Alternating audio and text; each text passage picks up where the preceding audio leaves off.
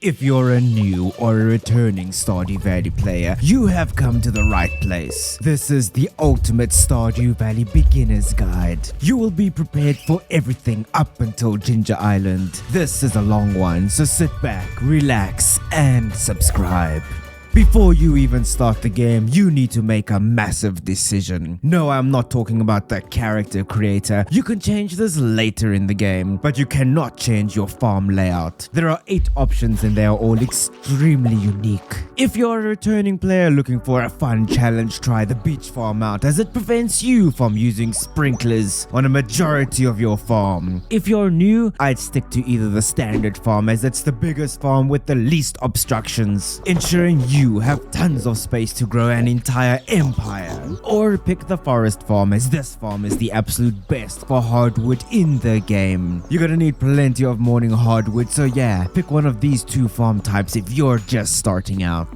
Okay, so you chose the perfect farm. Now what? Fortunately, you will get 15 parsnip seeds for free. Clear up some space on your farm using your various dodgy weak tools. And then hoe up some soil. Plant the seeds and water these crops. You need to water your crops every single day unless it is raining. So get used to this terribly tedious task and don't grow too many seeds such that you will have no time to do anything else during the day. Naturally, you will have to fill up your watering can in these little ponds around your farm. Now get your axe, chop down some trees and head into the crafting window. Here is where you will get the lovely opportunity to craft up loads of great things. You'll unlock recipes as you play the game, but for now craft up a chest and store your valuables in there. You'll notice that every swing of every tool except for the scythe will cost you energy. Energy is going to be your biggest blocker in the early game, but it will get much easier as you find star drops. More on that later. On the 3rd of summer, you will gain access to the spa, which you can use to restore your energy. Until then, you will have to eat food to regain energy. Roam around the valley and find forageables. These generally don't sell for much, so just use them to top up on your energy. However, I would recommend that you save these for the mines. This is fundamentally a farming simulator, so you're gonna need more seeds. Pierre is your guy. Here at the general goods store, Pierre will sell season-specific seeds. Take special note to how long each seed takes to grow. There are only 28 days in a season, and if your seeds don't fully mature in time, they will all die. Make sure you have enough days left before planting some new seeds. Oh yes, of course, the TV. Watch the TV every day to see what kind of luck you will have today, and to see if it might rain tomorrow. There is also a Queen of Sauce channel that you should watch every single Sunday to learn a new recipe. If you missed any, watch this channel on Wednesdays to catch up on missed recipes. You will quickly see that your tools are all really bad. This is where Clint comes in. He can upgrade your tools for you. You will need to bring him some gold and some metal bars depending on which quality you're at. Always keep in mind that Clint will take your tool for 2 entire days, so keep that in mind when planning your week. To get metal bars, dive into the mines for the raw ores and then smelt them in a furnace that you can only craft after you have found your first piece of copper ore. You'll notice that your inventory is tiny. This is a crime that we can fix. Head over to Pierre's store and buy the first upgrade for only 2,000 gold. You can hold off on the second upgrade until you're making good money. However, the first upgrade is kinda crucial. Prioritize it. Fishing. If you have heard anything about this game, you have heard that the fishing minigame is really hard. It's not that hard. It will take a couple tries to get a hang of it, but it's not that bad. To unlock fishing, ensure you check your mail on the 2nd day of the playthrough, and then head to the beach. Willie will give you a fishing rod. It's simple. Keep the fish in the green bar and catch the fish. If you are struggling to catch fish, head to Willie's store and buy the training fishing rod. This will give you a bigger bar and will cause only weak, easy fish to bite onto your line. This can help you level up your fishing. Once you're level 5 fishing, ditch the training rod, as your bar will then be the same size. Fishing is a great early game source of money, and you will need to fish for the community center, so do not avoid it. Practice makes perfect. Once you reach level 2 fishing, you can buy a fiberglass fishing rod. This gives you the ability to use bait, which you can buy from Willie. Bait will cause fish to bite considerably faster, allowing allowing you to make even more money while fishing. When you reach level 6 fishing, you will get the privilege to buy an iridium fishing rod. It is 8,000 gold, which is expensive in the early game. However, it is crucial that you get this, as you will be granted the ability to use fishing tackle. These will make fishing much easier, and it is required for those harder to catch fish. Catfish, sturgeons, and octopuses. These are just a few examples of hard to catch fish that are required for the community center. The trap fishing bobber will drastically reduce the speed that fish lose progress. The other fishing tackle have their purposes, but for hard fish, use the trap bobber. You will not regret it. The mines. Yes, this is a farming simulator, but you need to head to the mines for resources. The mines will be unlocked on the 5th day in a brand new playthrough. Only bring your pickaxe and some food to the mines. Nothing else is required here. When you first enter the mines, you'll get a rusty sword for free. Head down the ladder, hit the rocks with your pickaxe, and slay the slimes. Hitting rocks and slaying enemies will naturally drop loot. However, there's also a chance that a ladder will appear. You will always get a ladder on any floor, so don't worry about not finding one. Every 5 levels there will be an elevator, and this will effectively allow you to save your progress so you don't have to restart from the beginning on the next day. Every 10 floors you'll find a chest with a reward. These floors are great since they never have any enemies on them, so they're basically free progress. Now you will quickly find that enemies get tougher and the rocks require more hits to harvest. While it is true that you can reach the bottom of the mines with these basic tools, let's rather avoid pain and suffering. For the weapon, head to floor 15 and defeat all of the bugs you find. Leave the mines through the elevator and enter floor 15 again. The floor resets when you leave so you can farm for resources. However, we are not farming for resources, we want bugs. After you have defeated 85 bugs, you can head to the Adventurers Guild and claim the insect head from Gil as a reward. This is a reward for completing a monster eradication goal. The insect head is weak, however it's a massive upgrade at this stage in the game, and it will carry you through the bottom of the mines with ease. Now for your pickaxe. The basic pickaxe is only really good for the first 40 floors in the mines. From floor 40 you will need a copper axe to destroy rocks with only 2 hits. This will cost you 2,000 gold and 5 copper bars. A steel pickaxe will allow you to break rocks in 1 hit all the way up to floor 80 and will cost you 5,000 gold and 5 iron bars. Then we have the gold pickaxe, which will allow you to break all rocks with a single hit all the way to the bottom of the mines, naturally excluding ore nodes. The golden pickaxe will cost you 10,000 gold and 5 gold bars. Now that you have the weapons and the tools to conquer the mines, dive into the mines on most rainy days and when you're not busy doing other things. You need to collect and hoard tons of resources from the mines, as you will always need them for crafting. Plus, once you hit floor 100 in the mines, you will get your first star drop. This will increase your maximum energy and will seriously make your life considerably easier. There are 6 more to find, so hang on tight. Naturally, you will want to reach floor 120, the absolute lowest depths of the mines. The reward, a key to access more mines.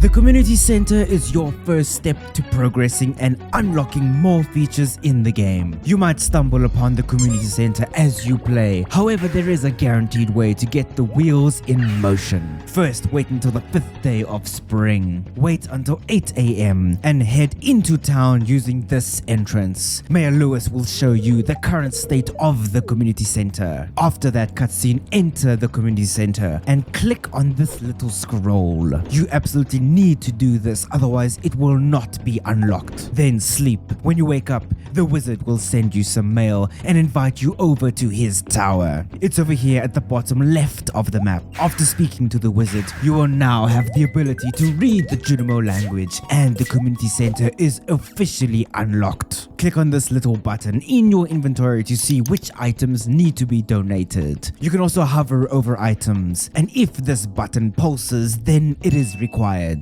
Always double check before selling items so you do not miss something that is season specific. We'll go through the community center in detail shortly.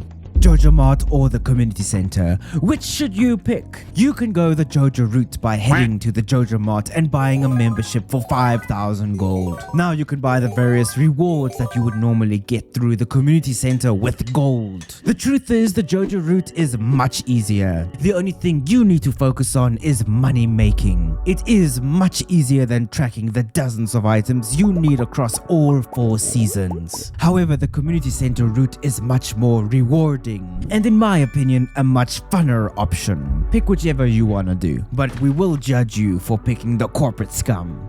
Robin, the one married villager we all wish we could marry. While we cannot romance Robin, she is still extremely important. She is the town carpenter, and she is good. You will need to use Robin's services to build all kinds of crucial farm buildings, such as silos, coops, barns, and maybe even sheds. You're going to need all of these buildings. You will mostly need stone, wood, and gold to get them built. It takes 3 in-game days for most of these, and there are tiers.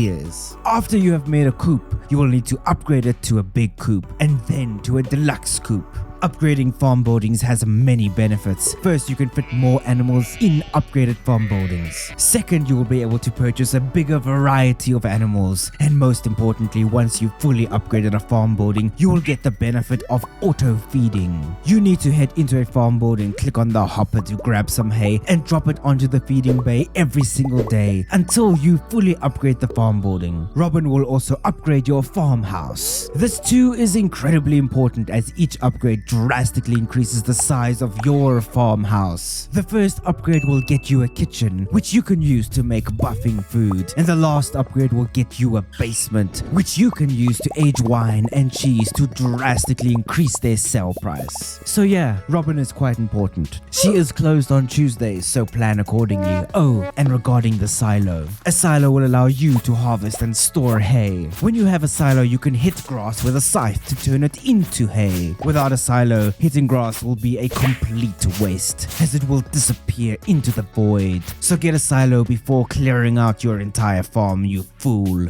Okay, nice, you have farm buildings. Now for the farm animals. This is where Marnie saves the day. Marnie sells almost every animal in the game. Chickens, ducks, and rabbits go into coops. You are going to need at least one of each for the community center. If you're looking to make money with a coop, focus on chickens and turn their eggs into mayonnaise with the mayonnaise machine. If you're focusing on friendship, get rabbits. More on that later. Just ensure you have one of each as early as possible in your playthrough. Then we have the barn. Cows, sheep, goats, and pigs are larger animals, so they need to be in a barn. Again, get one of each of them for the community center. However, for money, get pigs. Get as many pigs as you can afford. I know they are 16,000 gold each, which is expensive. Don't worry, they will easily pay for themselves. Pigs will find truffles around your farm. This means that they are the only animal that absolutely needs to be outside during the day to make you money. So do not keep them locked up, okay? Marnie will also sell a couple very important gadgets that you absolutely need for your animals. To get milk, you will need to buy a milk pail. To get wool, you will need to buy shears. Once you have completed the community center, you can buy an auto grabber from Marnie to magically automatically grab all animal products for you. You will not need to pick up eggs, shear sheep, or milk cows anymore. Unfortunately, you will still need to manually pick up truffles on your farm, but this is actually good, and you will see why during the professions section. Marnie also sells a heater. You're going to need to buy a heater for each of your farm buildings when winter hits. They might hate you otherwise.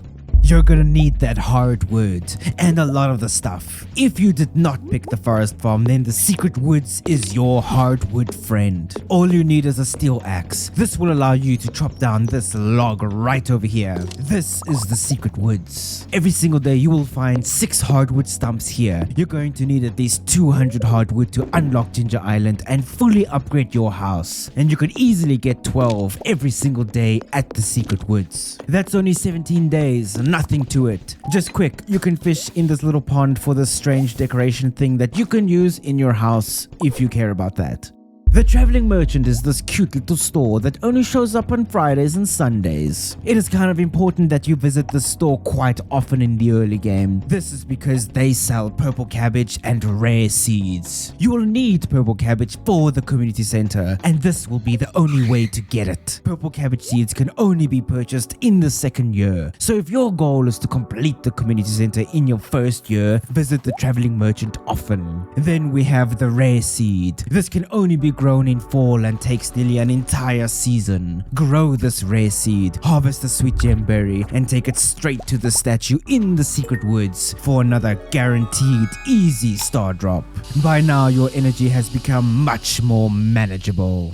Relationships. Let's face the facts. Making friends in a video game is easier than making friends in real life. However, we're not just here for companionship. Making friends has direct rewards. You'll get exclusive cooking recipes from befriending certain villagers. They will also send you random gifts in the mail. And if you have many friends, you'll get loads of random gifts every single day. To make a friend, give them something as a gift. They will either hate it, like it, or absolutely love it. Naturally, love gifts will make them love you quicker. It is important to note that you can only give 2 gifts per villager per week. So maximize this by prioritizing liked and loved gifts. Buy a calendar from Robin's store and drop this in your house as soon as possible. This will tell you when it is someone's birthday. Giving someone a gift on their birthday does not count towards the gift limit, and you will get a massive 8x bonus to friendship. It is also crucial to note that there are huge bonuses for giving high quality items as gifts. An iridium quality gift gives 50% more friendship when compared to a regular quality gift. It adds up quickly. Romance is important, you know. There are 8 options. Pick whomever you want. Give them gifts until they have 8 hearts. Then buy a bouquet from Pierre and give it to your true love to start dating them. Now onto marriage. Once you have 10 hearts with this perfect person, head to the beach on a rainy day. Here you will find the marina. He will sell you a mermaid pendant for 5,000 gold. This is what you need to propose and get married. It is important to note that you will need to have upgraded your house at least once to get married. Your spouse does not want to live in a shoebox after all. There are many festivals in this game throughout the year. I would say attend all of them at least once. Have fun with it. However, there are 2 festivals that are crucial to your success. First, we have the annual egg hunt on the 13th of spring. You need to attend this festival for the sole reason of buying strawberry seeds. You see, Pierre only sells strawberry seeds at this festival, and strawberries might be the best crop in spring. So ensure you have saved up some money and that you buy some strawberry seeds on your first visit to this festival. The next festival is even more important. The annual Stardew Valley fair that is held on the 16th of fall. Here you will need to bring 9 of your best items. The mayor will judge your display and give you some star tokens. There is an easy way to always win at this. Bring 1 animal product, 1 artisan item, 1 cooked meal, 1 fish, 1 forageable, 1 fruit, 1 mineral, and 1 vegetable. Ensure you bring the highest quality and sell price items. You do not need a perfect display. As long as you fill each of these item types, you will succeed every single time. It is easy. Now for the real reward. Take your star tokens and bet half of them on green. Keep betting half of your tokens until you have 2,000 tokens. Green has a higher chance to land, so just have faith. Then head to the store here and buy another star drop. That's your 3rd star drop, making your entire life just considerably easier for the rest of the playthrough. The Skull Cavern is crucial. This is the most reliable place in the entire game to get iridium ore, the most valuable resource in the game, except for prismatic shards of course. To unlock the Skull Cavern, complete the Vault bundle and get the Skull Key on floor 120 of the mines. Pay Pam 500 gold and get a ride on the bus to the desert, and then just head on over to the Skull Cavern. The Skull Cavern is not like the mines. There are no elevators that save your progress. You will have to start from floor 1 every single time. It is also considerably more dangerous than the regular mines, as there are these serpents that will fly at you at incredible speeds, and mummies that can only be defeated with a bomb. The Skull Cavern is not for the faint of heart, however it is still the most important place in the game. You need iridium ore. Iridium ore is found at the depths of the Skull Cavern. Bring your best weapon, ensure your pickaxe is upgraded as high as it can go. Bring food and bombs and fight for your life. Iridium ore is the key resource to upgrade your tools to iridium quality, to repair the boat, to craft crystallariums and iridium sprinklers. These are all the keys to success. Check out my ultimate Skull Cavern guide in the description to ensure that you absolutely crush and swim in iridium ore. Professions are of the utmost importance in Stardew Valley. Every skill can have 2 level 5 options and a total of 4 level 10 options. Professions will make or break your playthrough. However, do not fear if you believe you made a bad decision. You can change any profession once you have unlocked access to the sewer. Just visit the statue and pay 10,000 gold to reset your profession for a specific skill. This can only be done once you are level 10 in that skill. Make use of this. Good professions are worth much more than just 10,000 gold. I will quickly go over the best options for this video. For a full breakdown, check out my dedicated profession video in the description below. For farming, pick the tiller profession to increase the sale price of crops, and then the artisan profession to increase the sale price of artisan goods by 40%. This is absolutely unmatched. This is what will make you rich in this game. Mining isn't as obvious. However, I would recommend that you pick the miner profession for bonus ore per vein, and the prospector profession to find more coal. You will always need coal throughout your entire playthrough. Fortunately, foraging is easy. Pick the gatherer profession to get a chance to get double harvests, and the botanist profession to force all forageables to always be iridium quality. Surprisingly, this works on truffles as well, so abuse this profession for maximum profits. Fishing is also easy. At level 5, choose the fisher profession, and at level 10, the angler profession. This will simply increase the sale price of all fish. Fishing is an excellent source of early game money. This just makes it even better. The community center, the pinnacle of progress in this game. This will be a very rapid, quick community center guide as there is a lot to it. Check out my full community center guide in the description below. Each room in the community center has a bundle with a big list of items that you need to donate to complete the bundle. Completing a bundle will give you a great big reward. Completing the pantry, for example, will fix the greenhouse for you. If you have followed all the advice from this video so far, you should be on track to complete the community center in your first year. Make sure that you grow one of each crop and donate them as soon as you have them. The same is true for forageables. Donate them as soon as you have them so you don't miss any. For fish, track which fish you need and check on the wiki about where to catch them and during which weather conditions. This is a quality crops bundle that you need to complete as well, requiring 3 bundles of 5 specific gold quality crops. To make this one easier, grow melons and corn in summer and pumpkins in fall. It's quite easy actually. Regarding animals, as long as you have one of each, and if you pet and feed them every day, you'll have no difficulties getting all the animal products, rabbit's feet and truffles you may need to complete the various bundles. The most annoying item in the entire game to get is the red cabbage. It's horrible. So ensure that you check the merchant twice a week and just hope for the best. The vault bundle is the easiest if you plan correctly. You just need 42,500 gold and there we go. You're done. The reward, the bus will be fixed allowing you to get access to the desert. Isn't that incredible?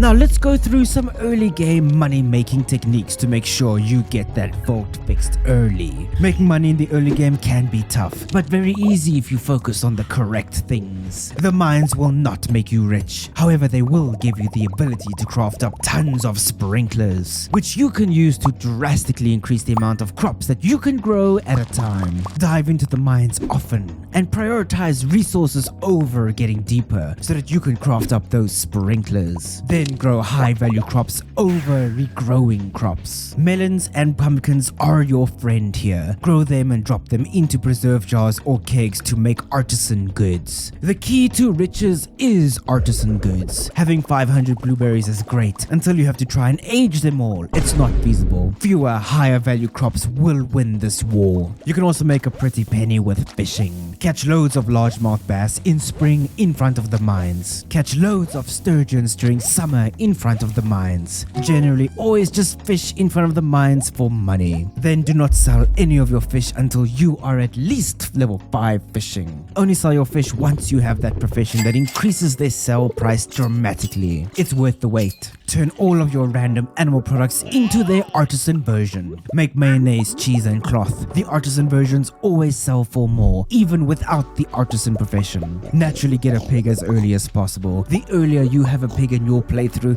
the earlier it can start paying for itself. Truffles are no joke. They will make you rich in no time. Here are some quick rapid fire tips and tricks that are not included in their own section. Grow many oak trees early in a nice row somewhere on your farm. Then craft up tappers and drop them onto these trees. You will need tons of oak resin to craft kegs. Oak resin is your major blocker. Start hoarding the stuff early. Fix the bridge early. It only costs 300 wood. You can forage for coral and sea urchins on this part of the beach. This will allow you to level up your foraging skill quicker, and you can sell the stuff for some extra gold. Make sure you craft and use scarecrows. Without them, crows will steal your crops. Scarecrows are cheap and effective. The trees outside of your farm will regrow, so chop them down for wood and visit them again in a week to get some more easy wood. You're gonna need lots of wood throughout your playthrough. Craft lightning rods and place them down before summer. When lightning strikes a rod, you will get a battery pack. You have no use for these in the super early game, but you will need plenty of these soon. Start hoarding them. Craft at least 5 lightning rods, if not more. Never sell any tree seeds. I would also recommend against using them to make field snacks. Yeah, the free energy is great. However, these tree seeds have an awesome late game use, so save them. Either plant the trees or save the seeds. You'll thank me later. Craft up an extra chest and leave it in front of the mines for easy deposits. I also tend to drop furnaces here so I can constantly turn copper into bars during my runs. Just hop out every 5 levels and fill up those furnaces. You should be set up for success. There is still plenty left to learn. So watch this video about the 20 mistakes that you are making that is keeping you poor in Stardew Valley. Thanks for watching. But for now, I will see you in the next video.